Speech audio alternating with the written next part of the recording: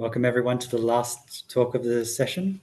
This particular session will be by Raad Al Kohli, who will be talking about formal languages in connection to groups. So go ahead. Thanks, Alex. Right. The first thing I'd like to say, I'm also very ashamed that I've never actually played World of Warcraft, but hopefully I will correct that major sin at some point soon. And another thing is that I rarely check my Synadra's email account these days. So I'm glad that I checked it when Alex emailed. Otherwise, I wouldn't be able to talk to you guys today. Okay. So this is my email address that I use most of the time. And if anyone has any questions that we don't get to today, please just shoot me an email. Or if you'd like to talk about some maths, not necessarily this maths, also send me an email. I'm currently looking for new maths to think about. Right. So my plan, my plan today is to take you through some basic definitions. This won't be too hard, although it might be long, but hopefully not too long. And then I'll talk about what I think of as the classical connection between groups and formal languages. I don't know if everybody will agree with me. I know many people think about groups and languages in many ways, but this is how I think about them in terms of how they're classically connected. And then we'll talk about some things that we know and some things that we don't know. This is what I think they should be called in line of what the conference is called. And then I'll describe the new connection and we'll discuss some basic results that we have at the moment. Okay, so let's get going. First of all, a quick background. I'll be using the words string and word probably interchangeably. And all I mean is an element of the free monoid over some finite alphabet. And I will also include the empty string or the empty word in that as well. Okay. The phrase virtually free will come up, and I just mean a group that contains a finite index-free subgroup. And all of my groups today will be finitely generated, and the finite generating sets will generate the group as a monoid. So basically all I want is for every element of the group to be written as a product of the generators, not generators and inverses, just the generators. Okay. Right, and a quick recap, formal language is just a finite set of strings. So just a subset of the free monoid. And languages are classified by types of machines. So, and languages come in a hierarchy called the Chomsky hierarchy. Here it is. So regular languages are contained in context-free languages. Context-free languages are contained in context-sensitive ones, and everything is contained in recursively enumerable. There are languages that will be mentioned today that sit between context-sensitive and context-free. But don't worry too much about that. Okay. So, like I said before, regular languages, languages are accepted, can be defined by machines that accept them. So machines also come in a hierarchy, and regular languages are accepted by finite state automata, context-free ones are accepted by pushdown automata, and so on. And you can think of all of them as either some form of generalization of finite state automata or restrictions of Turing machines, whichever one you like. And for the sake of completeness, and because I really love to do this for some reason, here's the definition of a finite state automaton. It's kind of big and messy, but it's not that bad. You can visualize this thing as a finite directed graph with labeled edges. And the idea is that you specify an initial vertex and a final vertex, and you say that the word is accepted if there is a path from the initial vertex to the final vertex, whereby the concatenation of the edge labels is the word that you want. And a language that is accepted by a finite state automaton is called regular. And you can generalize this definition of finite state automaton to different machine types, and you get different languages. Okay. And this hopefully should be the last bit of the background, but I'm not too sure. I'll define the word problem and the co-word problem. The word problem is just a set of finite strings that represent the identity element. And the co-word problem is its complement, so it's everything that does not represent the identity. And I know that I'm abusing language a little bit by calling them the word problem and the co-word problem, but there are historical reasons, and hopefully it's not too hard to see why they're called that. Okay.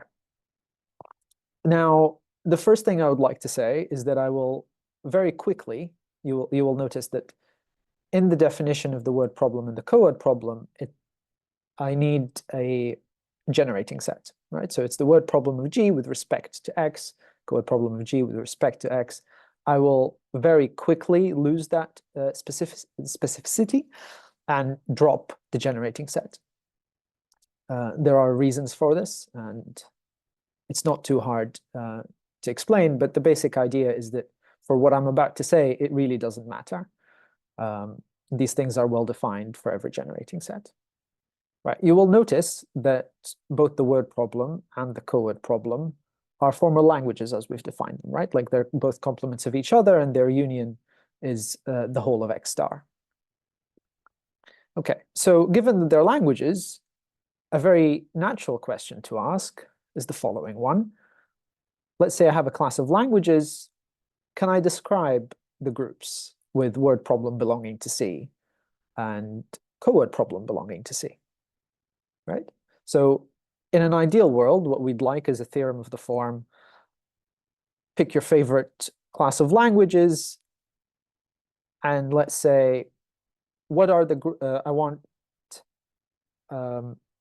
if a group is, if a finitely generated group has word problem belonging to C, then this finite group should look something like the following, right?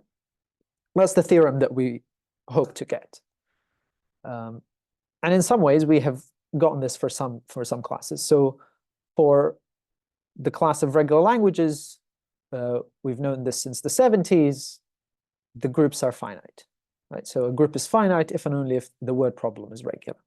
So if and only if the word problem is accepted by a finite state automaton. And this is not too hard to see. All you do is you draw the Cayley graph and you move around the Cayley graph. And the initial vertex is the identity element, the final vertex is the identity element, and you accept precisely when the word is trivial. Now, I have here in brackets the prefix co, because regular languages are closed under complements. So the co-word problem is also regular. Okay, so we've known this since the 70s. The natural question to ask is, what if I go a step higher in the language complexity? So what about virtually free? And for virtually free, we've also known this. We also know this, the group is virtually free if and only if the word problem is context free. Now, this is not the original form that the statement takes. Muller and Shup's original statement looks a little bit different, but in today's world, this is basically what it means. And a consequence of their work is actually that the language has to be deterministic. So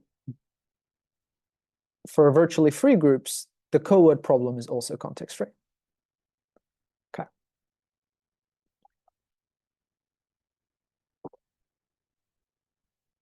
So this is what we know so far. What we don't know is a lot more, unfortunately, than what we do know. So very quickly, people noticed, I say very quickly, 2005, Holt, Rees, Rover, and Thomas recognized that there are a lot of groups whose coword problem is context-free that were not virtually free. For instance, z squared is one of them.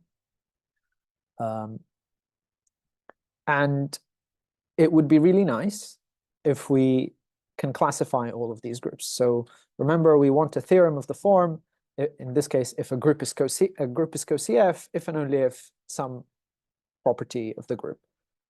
Also, I should perhaps said this at the beginning. I will say the word geometry exactly once, and I apologize for this. And by once, it is not, the count did not just start from the previous time that I said it, like a second ago. I will say it again, one more time, right at the very end. So I apologize if this offends the geometric group theorists in the audience. But I really do want to know some geometry, but I just don't know any right now. But you will see why. Okay, so we want a theorem that says a group is co-CF if and only if some property here, and we don't have such a theorem. The best we have is the following. This is known as Leonard's conjecture, and the conjecture states if a group is co-CF, then it embeds into Thompson's group V. This has been open for quite some time. We don't know the answer. Some people think this is obviously true, but they don't know how to prove it. Others think that it is obviously false, but they also don't know how to prove it. Personally, I sit on the fence. It's 50-50. It could go either way. Thompson's group V is very bizarre, and I can see it going either way. The main problem with this conjecture is that we don't really have a lot of tools to prove negative results about co-CFness. There are some, but they're not super useful. Now, this is not, we know there are many more things that we don't know. For example, we don't know if the class of co-CF groups is closed under free products. The class of co-CF groups is closed under direct products, passing to finite index over groups, passing to finitely generated subgroups, standard restricted Reith products with virtually free top groups, and so on. But we don't know whether they're closed under free products. Now, given that I've just listed a bunch of closure properties, it is very natural to wonder if we know whether there are any groups that are not co-CF. And the answer is yes, we do know some. I've not written it on the slides, but please try to remember, it will come up later. We know that bomb/Solitar groups are not always co-CF. In fact, most of the time, bomb/Solitar groups are not co-CF. This will come up later. Okay, we also don't know if Gregorchuk's first group is co-CF. This has also been open for a while. But we do know this. We do know that there are classes of groups, also defined in a similar way, that sit in the hierarchy somewhere between context-sensitive and context-free, for which the answers to these questions is yes. So let me make this a bit more precise. So there is a class of languages called index languages, and there's a class of languages also known as etal language, the etal languages, and you can play the same trick that we've been playing for context-free and regular with indexed and etal. So you can ask which groups have indexed word problem or indexed coword problem, etal word problem, etal coword problem. And if you focus on the coword problem side of things, you get two further special subclasses. Now, these subclasses I've written here, they're known as stag groups and special co-etal, as we've called them. And they're quite artificially constructed to make the free product thing work. So the stack groups are a subclass of co-indexed groups. And if you look at the definition of stack groups, this is in a paper by Holt and Rover, they are constructed with the intention of proving proving closure under free products. And this is not me deducing or making some weird insights into other people's papers. This is a statement that they have. The conditions are specifically designed to prove closure under free products. In fact, in my thesis, I've proved that some groups that were actually known to be stack groups are in fact co-etal, so z squared free z, for instance, and I've conjectured that this is actually true for most stack groups, if not all, or in fact, one could just generalize the whole idea to the context of co-etal, and this is in fact true. This is in a paper that I believe is now on the archive with myself and Derek Holt and Sarah Rees, and that's where special co-etal groups come in. The proof is not dissimilar to the stack group proof. You basically convert their properties into etal language perspective, and the proof just goes through. Okay, right. So this is what we don't know. This is what I think of as the classical connection between groups and languages. Basically, you have the co-word problem, the word problem. These are languages. Can we classify groups by language type of word problem and co-word problem?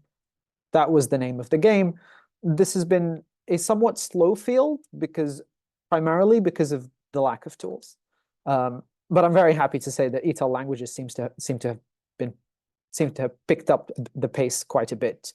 I think people like Murray Elder, Alex, Laura Ciobanu, others have contributed a great deal to this popularization. So what is my promised new connection?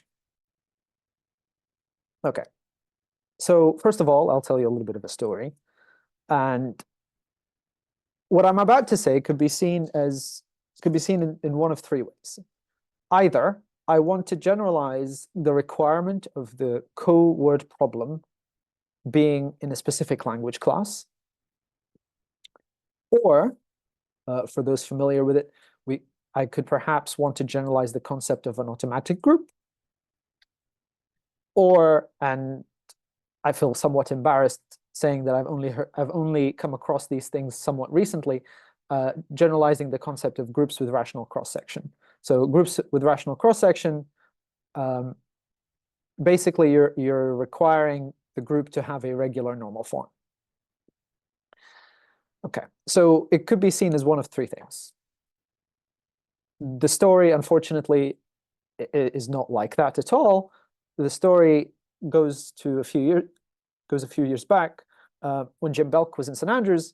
At the time, my former supervisor, Colin Blake, liked to do like group lunches, and we would all have lunch together as a group and go for a walk. And one day Jim goes, "Oh, I was reading this thing," or something to that effect. "I was reading this thing and I thought of you." I was like, "Oh, I feel very honored. What was it?"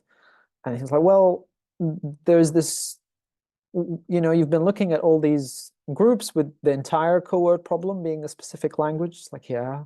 He goes, "What if you only require representatives of non-trivial elements, like at least one?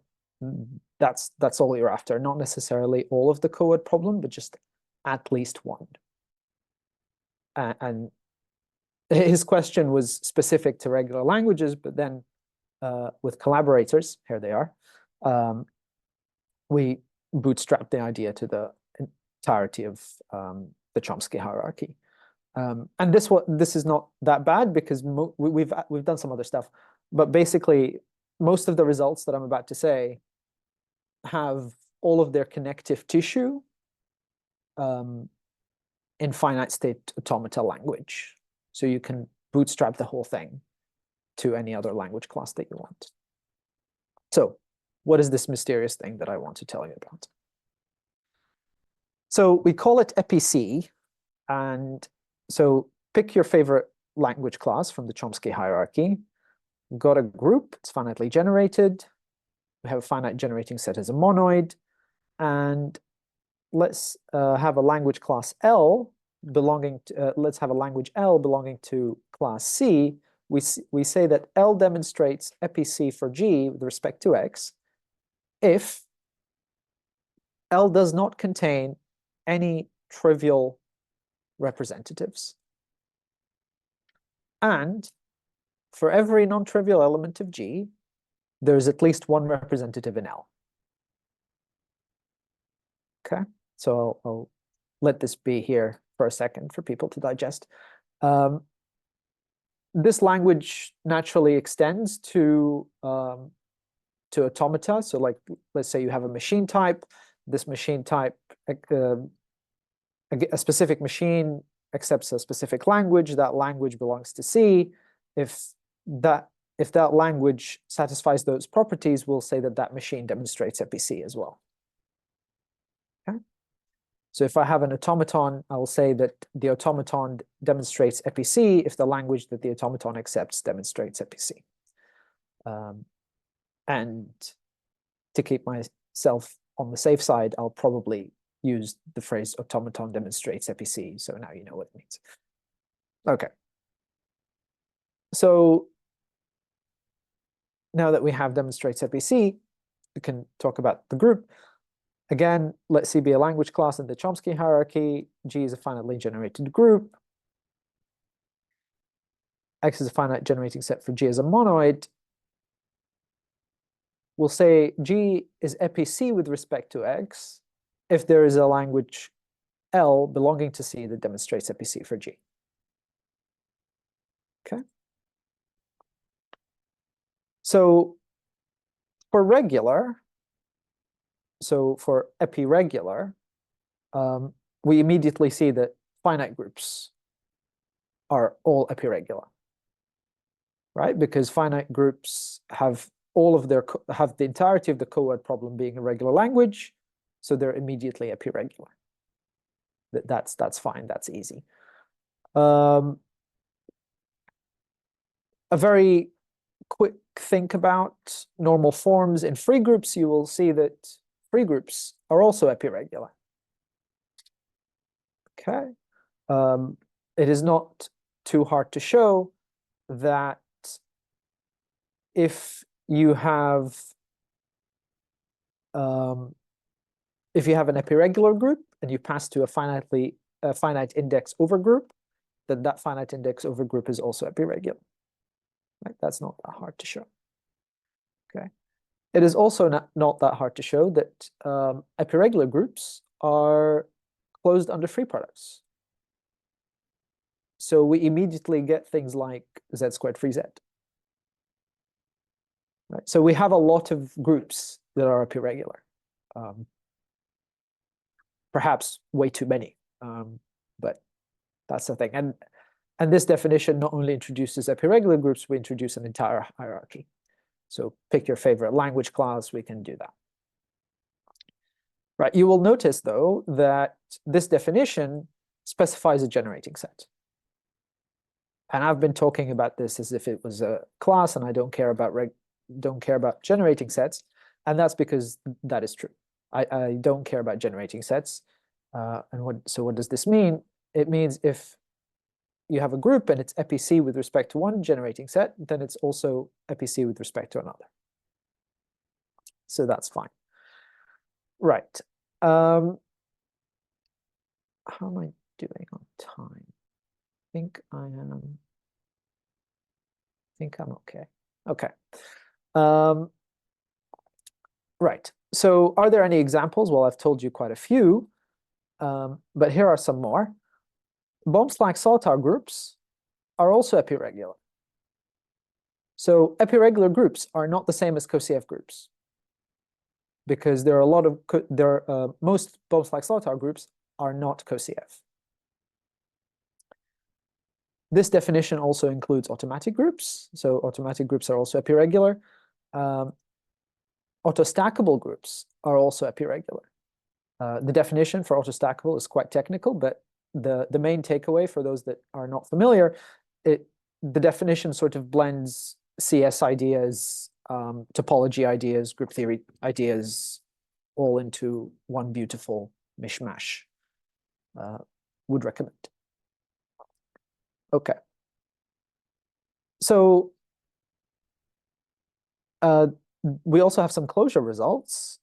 You can do graph products of finitely many groups. So what do I mean by graph products? Take your right-angled Artin group construction. So you have a finite graph, and in right-angled Artin groups, what you do is you put a generator on each vertex, and the edges determine which generators commute with each other. I'll do exactly the same thing, but instead of a generator, I'll put a group. And the graph product is the group generated by all of those groups, all of the relations, together with new relations regarding adjacency. So a group commutes with another if there is an edge between them. And I can also do extensions. Okay. Now, for a long time, we had all of these examples, all of these closure results of EPC groups, but we had no examples of groups that were not EPC. And it was starting to become somewhat frightening. Have we just found a new definition for finite generation? And the answer is thankfully no. So there are groups that are not epiregular. In fact, there are uncountably many of them. And you can replace epiregular in that statement by EPC. Okay, but we just didn't know what they are. Like we couldn't point to one and go, that is not epiregular, or that is not epi whatever, until the following results. So we can characterize solvable word problem in this language. All we require is that a group admits a recursively enumerable presentation and is in the class EPRE. So immediately, if a group does not have solvable word problem, we know that it cannot be in the class EPRE. Okay, and therefore it is not epiregular if we're specifying epiregularity.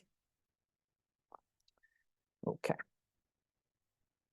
So, time for some things that we don't know. We can't separate any of these classes, right? So the EPC, it's not just one class of group. We've got a hierarchy mirroring the Chomsky hierarchy, but we can't separate any of them. We don't know if they can be separated, or are they all just the same? We do not know. We suspect that that's not. We suspect that there are different classes, but we don't know how to separate them. And this is the one time that I'm saying the word geometry. Can we say anything meaningful about the geometry of the Cayley graph, given that a group is EPC? Is Thompson's group V epiregular? I should perhaps mention that the fact that autostackable groups are epiregular implies that Thompson's group F is epiregular, because F is autostackable, but we don't know whether Thompson's group V is epiregular. All of the proofs that we have regarding specific groups being epiregular are sort of very normal form based. In fact, the proof that shows that F is autostackable is also normal form based. There does not seem to be any tools yet to be able to tell when a group is epiregular, epicf, or anything like that. We'd like to develop some. We've just not gotten there yet. And the final question that we have is this group epiregular? So these are all standard restricted Reith products. Is C2 Reith the lamplighter group? Is that epiregular? The reason this is interesting for us is because this would separate epiregular from the class of groups with rational cross-section. This group is known to not to have rational cross-section, so it'd be interesting to know if it was epiregular. That would solve that problem. And I think I'll stop here. Thank you. Okay, let's thank the Raad for his talk. Are there any questions? Can I ask a question? Yeah, sure. How about SL2 of R?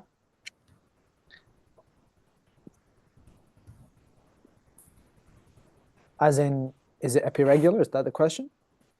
Yes. I don't know. Do you suspect that it is? Or do you suspect that it's not? I don't think so because of this theorem exactly. Okay. Does it not have solvable word problem? I know nothing about it. Yeah, maybe non-solvable group because it is related to non-solvable groups. Yeah, so if it has no non-solvable word problem, then it would not be epiregular. That's true. Okay. Yeah. But then how do you obtain this theorem? So one side is not that hard.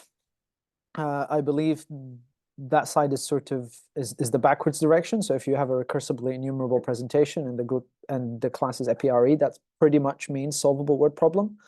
The other direction, I want to say, let's see if my memory serves. You sort of run, no, maybe I'm thinking the other way around. So if it has solvable word problem, then you have an algorithm that tells you when things are trivial. That pretty much deals with your recursively enumerable presentation. And if you don't accept the things that are trivial, then you get the EPRE stuff. The other way around, you sort of run the two algorithms in parallel and you check. That's like a vague idea of how it works. But if you shoot me an email, I'll be happy to talk more details. I don't remember the proof off the top of my head. Yes, sir. Thank you. That's good. Are there any more questions? Okay, I might ask one. Yeah, go ahead. So this EPRE, you're Mhm. allowed multiple representatives for each word for each element of the group. Yeah. What sort of additional groups do you get with this definition? Instead of like, if you required there to be one word representing each element, each non-trivial element. So if it's Sorry. only one word, then you can just adjoin the identity and you get a normal form. So that would exactly be groups with rational cross-section, for example, for regular. Yeah, okay. Of course. Yeah, sorry. And that's sort of the main problem that we've had the moment we found out about groups with rational cross-section. Okay, thank you. That's okay. I thought it would be an obvious answer, but yeah. Are there any more questions? So there are some groups with decidable word problem that don't have rational cross sections. Are those epiregular? Or can you prove that they're epiregular, or are they still up for grabs? They're still up for grabs. Because this theorem, at best, if you've got a recursively enumerable presentation, so if it does not have, so sorry, can you repeat that again? So in the finitely presented case, like there are finitely Yeah. presented groups with decidable word problem and no rational cross section. Are they Yes. epiregular? Or like are the known examples epiregular? Ooh, finitely presented solvable word problem does not have rational cross section. Yeah, so it's like a Crenton Bodart's example of a finitely presented group with decidable word problem that's not autostackable. Right. Yes. So that weird HNN extension thing of Grigorchuk's group. Yeah. Yeah. We don't know about that one. We don't even know if Grigorchuk's group is epiregular. Obviously, it's not finitely presented, right? But like we don't know is the basic answer. So that particular example, we've not tried yet to prove that it is epiregular. We would like to prove something about Gregorchuk's group, because Gregorchuk's group also does not have a rational cross-section. So that would make our lives a bit easier. We don't have to look at the HNN extension, because I looked at it and it looked horrendous. But we've not tried. So they are totally up for grabs.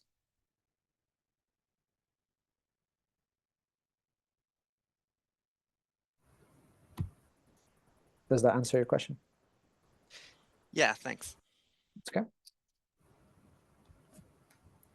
Okay, are there any further questions? Unfortunately, the answer to pretty much any question you can ask is we don't know. The definition is too loose and too general, and we would like to know more. I suspect we might have to put some constraints on our definition to make it a bit more manageable. Okay. I guess there are no further questions then, since we know the answer.